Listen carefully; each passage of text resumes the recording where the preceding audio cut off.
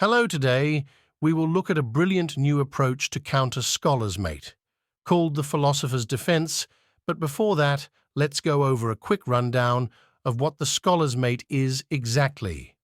The scholar's mate is the quickest way to get a checkmate.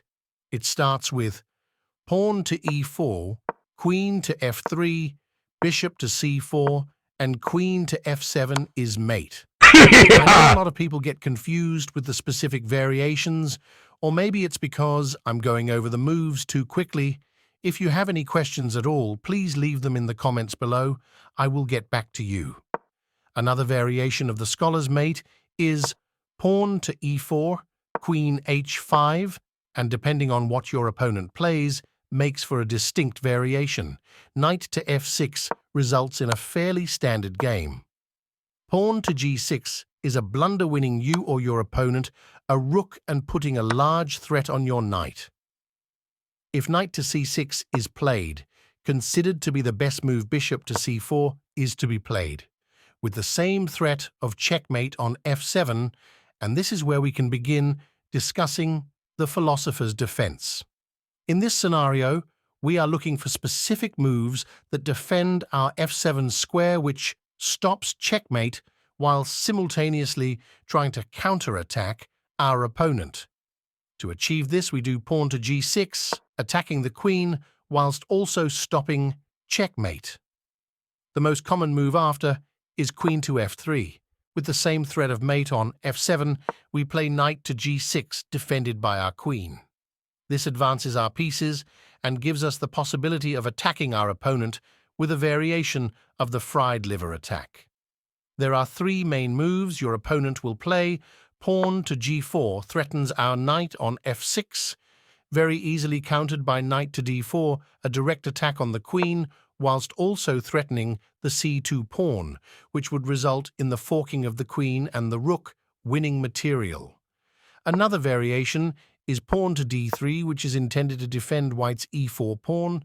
We play knight to d4 with the same idea.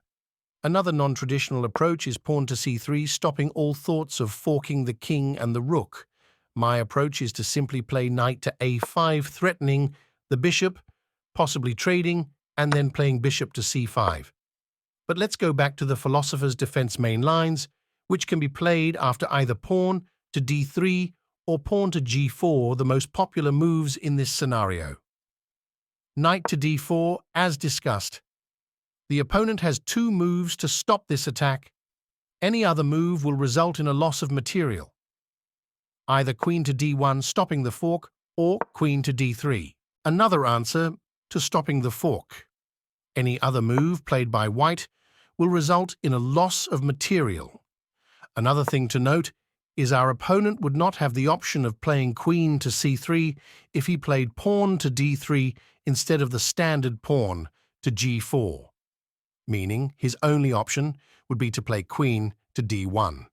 And this results in a fairly standard game after we play pawn to d5. But let's go back to scenarios following pawn to g4. Obviously, we go ahead and play knight to d4. Newer players may play queen to d3 as a way to not lose momentum. It would obviously feel unusual for a player to choose to go back in piece development by moving your queen to d1, putting the piece in its original spot. But that is the optimal and best move in this scenario. I know a lot of you may have seen the move queen to c3, trying to defend the pawn on c2, but now white is guaranteed to lose material. Now, after knight to e4, one of the main lines to the philosopher's defense.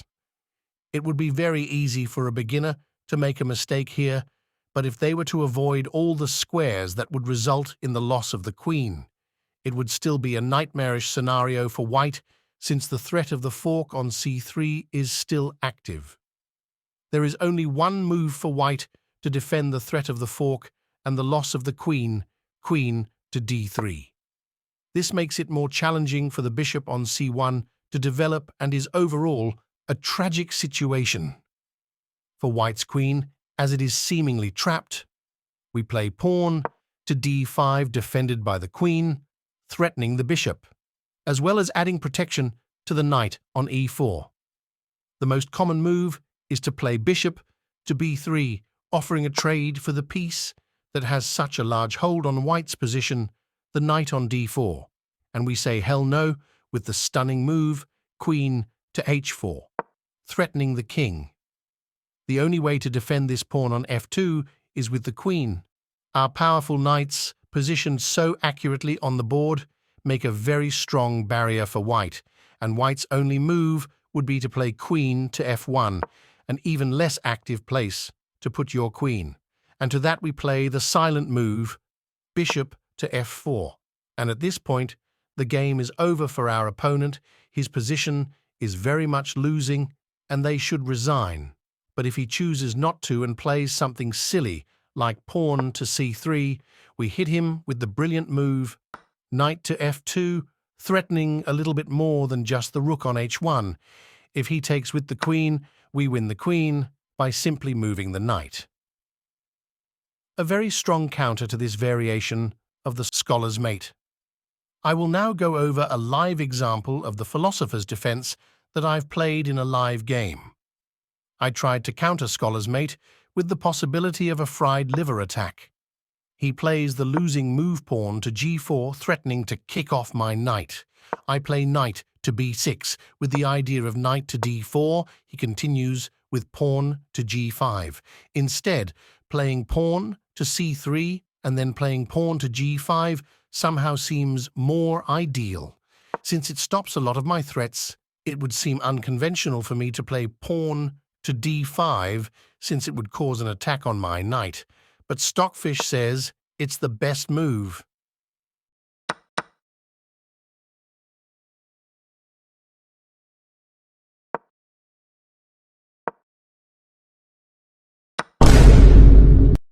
Yeah, I don't know, just don't play scholar's mate against someone who understands the game better than you. But back to the original line, our opponent instead of playing. The optimal pawn to c3 played pawn to g5 first.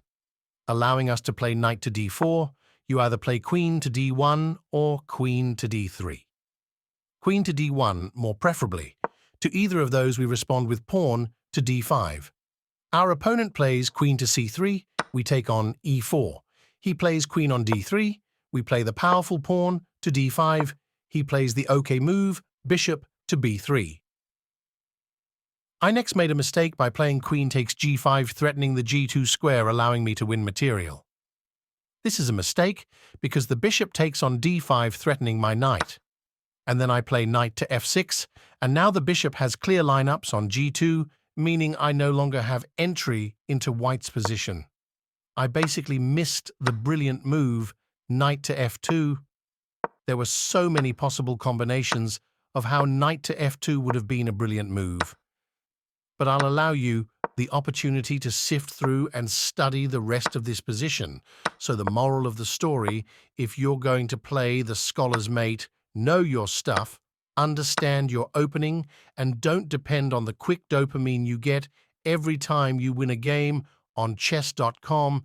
You won't get any better at chess if you use gimmicks like this to win you games. And this goes for a lot of other stuff in other video games and other aspects of life. All right, I hope you guys didn't fall asleep and actually learned something. If so, go ahead and give me a like and subscribe for more chess insights. This video literally took me hours to make,